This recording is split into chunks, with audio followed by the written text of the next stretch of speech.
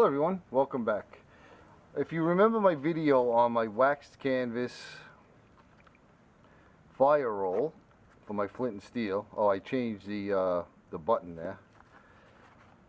It worked out great. Just one thing, it was a little bulky. I have everything in here I need. My flint, my steel, and my chalk cloth.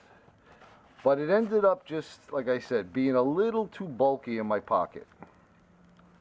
So I said, well, how can I make one a little smaller? So I got to thinking, and here's what I came up with. Now this one really fits in the pocket. I mean, look at the difference. It's a huge difference.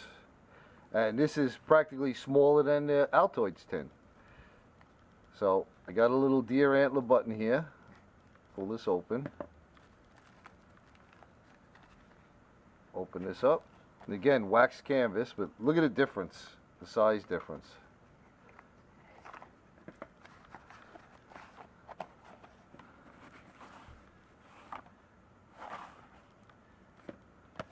So I took away a lot of the bulk that was in my pocket.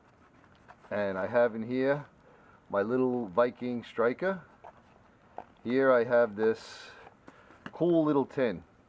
I got these on Amazon. They call them lip balm tins. They have slide tops, and it has the perfect size piece of chalk cloth. Slips right in there. Then over on this side, I have a piece of shirt. Folds right up.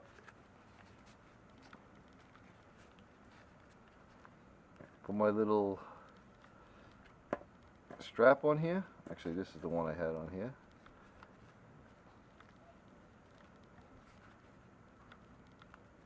And I'm good to go. And like I said, this really fits in my pocket, no problem. No weight at all. And I always have myself a nice little flint and striker fire kit with me. So thanks for watching, everyone. This is just a quick update on the rolled canvas flint and steel kit.